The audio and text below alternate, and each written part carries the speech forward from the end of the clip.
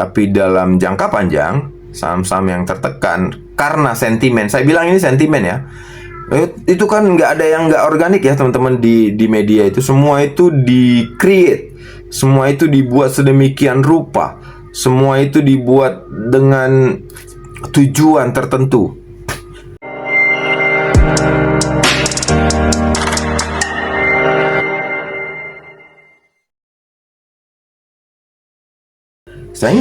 Saya melihat ini justru benar-benar menguntungkan para investor value, khususnya yang suka dengan bank-bank besar. Saya melihat seperti itu. Jadi ngelihatnya lebih sebaliknya. Jadi saya nggak ikutan takut. Saya justru terus tabung, saya justru terus kumpulin pasukan untuk kita ngelihat, untuk kita menampung terus. Orang buang, nampung. Iya, memang asing masih net sell di bank-bank besar ini. Asing masih net sell. Bahkan saya prediksi belum berhenti. Tapi kita tidak tahu, ya kan? Kalau kita lihat ya di BBCA misalnya, di sepanjang Juli itu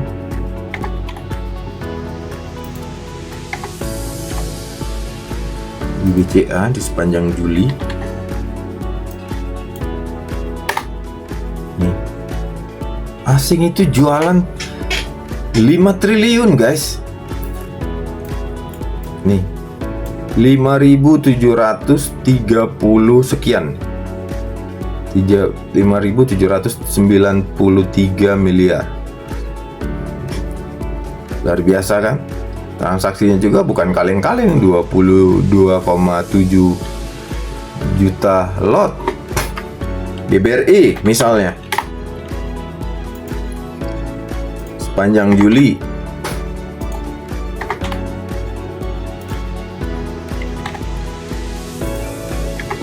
nih, kita lihat, oh BBRI ditampung nih 382 miliar. Ini BBRI ini ya, tanggal 1 sampai 31. BMRI gimana?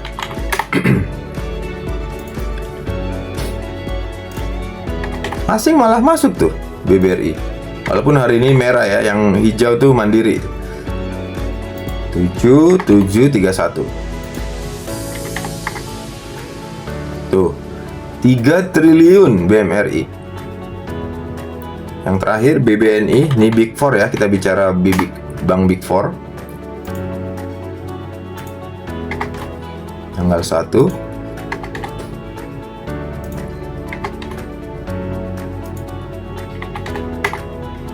Tuh.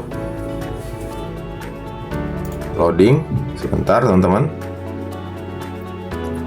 109 masih jualan. Ini kalau kita tracking dari bulan 1 mau lebih parah kali itu BBCA misalnya.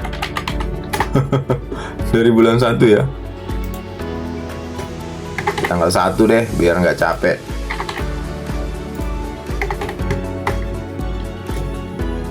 Tuh 18 triliun guys. Nih 18 triliun dia jualan asingnya. Nih pelakunya nih, kita ganti dulu ke foreign nih. Ini pelakunya nih, ZP, AK, BK, YU, KZ, RX.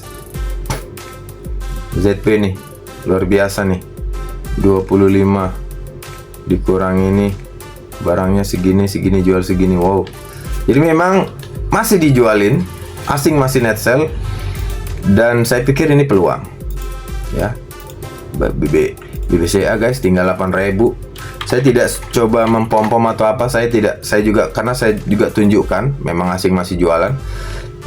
Tapi ada gap di sini dan ada gap juga yang harus tertutup di sini di 7.942. Saya harus bilang ini ya, ada gap yang harus tertutup juga di sini, di area ini yang terjadi di bulan April.